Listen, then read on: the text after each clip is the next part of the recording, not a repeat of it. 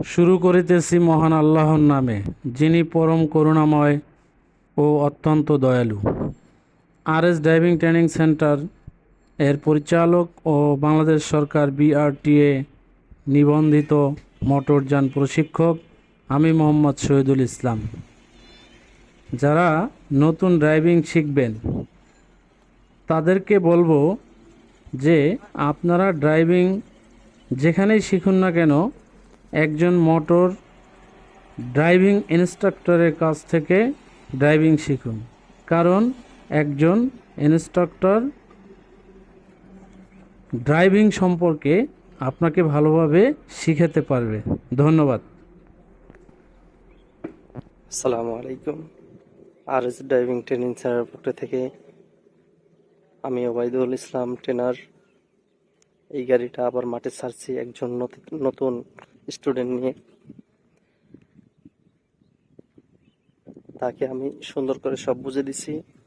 বুঝে দেওয়ার পরে এই গাড়িটা তাকে এভাবে আমি মাঠে ছেড়ে দিছি।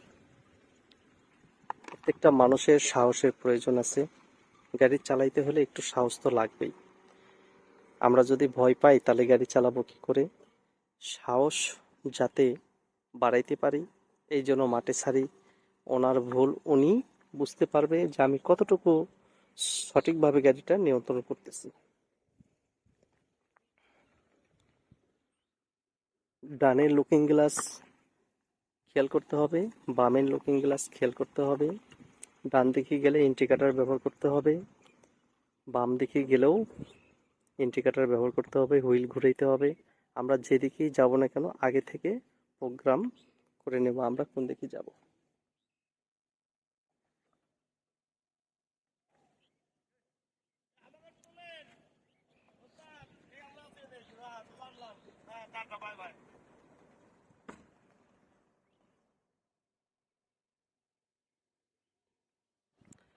আমরা প্রতি মুহূর্তেই মত পরিবর্তন করব। রাস্তায় চলার সময় অনেক যানজট সৃষ্টি হয়, সেভাবেই আমরা গাড়ি চালাবো। ব্রেকের সাহায্যে গাড়ি থামানোর চেষ্টা করব, অ্যাক্সেলেটরের মাধ্যমে গাড়ি চালানোর চেষ্টা করব। আর দেখব যে রাস্তার চলমান গাড়িগুলো কেমন যাচ্ছে এবং কীরকম জ্যাম সৃষ্টি হয়েছে সেটার উপর খেয়াল রাখতে হবে। ডানে বামে নজর রাখতে হবে। নিজেকে মাথা ঠান্ডা রেখে গাড়ি চালাইতে চেষ্টা করব। বেশি রাগান্বিত হয়ে গাড়ি চালানো যায় না। সবার মতে গাড়ি চালানো যাবে না। নিজের জ্ঞান বিবেক সবসময় ধরে রাখার চেষ্টা করব। গাড়ি চালানোর সময় একটু না একটু জিদ এসে যায়, সে জিদ থেকে বিরত থাকবো। যে ওর গাড়িটা আমার আগে গেল, আমি যাইতে পারতেছি না কেন, এই রাগ করা যাবে না। যাক, ও আগে গেছে, সমস্যা নাই, আমিও আস্তে আস্তে আল্লাহ দিলে বাড়ি ফিরবো যদি সাবধানে গাড়িটা নিতে পারি। গাড়ি চালানো বড় বিষয় না, কিন্তু নিয়ম মানাটাই বড় বিষয়। তাই নিয়ম মানবো আর গাড়ি সতর্ক সহিত চালাবো। ছোট ছোট গাড়িগুলো চলে রাস্তাঘাটে, গতি কমে, তাদেরকে খেয়াল রাখবো। ডানে বামে মানুষ খেয়াল রাখবো। যদি আমার যাওয়ার সুযোগ থাকে আমি অবশ্যই সামনে আগায় যাব।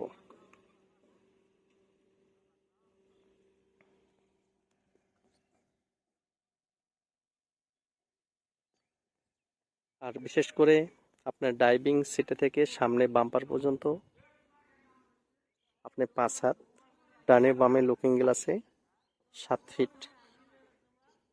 যে কোনো গাড়ি আমার সামনে চলবে তার পিছনে চাকা খেয়াল রাখবো। ব্রেক লাইট অনেক সময় জ্বলে না, ইন্ডিকেটর জ্বলে না, তারপরেও গাড়িগুলো ঘুরে দেয়। এগুলো আপনাদের নজর রাখতে হবে। গাড়ি চালানোর সময় সামনের গাড়িকে ফলো বেশি করতে হবে। মহল্লার ভিতর গাড়ি চালালে অলি গলিগুলো বেশি বেশি নজর রাখতে হবে। বাসাবাড়ির গেটগুলো খেয়াল রাখা দরকার। গাড়ি যেখানেই পার্কিং করি না কেন যাতে আরেকটা গাড়ি যাওয়ার সুযোগ থাকে সেভাবে পার্কিং করব। সব জায়গায় পার্কিং করা যায় না, তারপরে বিপদ আপদে করতে হয়। এগুলো দেখে শুনে আমরা নিয়ম মেনে গাড়ি চালানোর বেশিরভাগ চেষ্টা করব। আমার বাবা অনেক ক্ষমতাশালী বিধায় যেখানে সেখানে যে আমি ক্ষমতা দেখাবো তা হবে না। ক্ষমতা আরো অনেকেরই আছে। তো এই ক্ষমতার জোর দেখায় গাড়ি চালানো যায় না। গাড়ি চালাইতে হয় রাস্তার নিয়ম মেনে। রাস্তার নিয়ম মেনে সবাইকে চলতে হবে।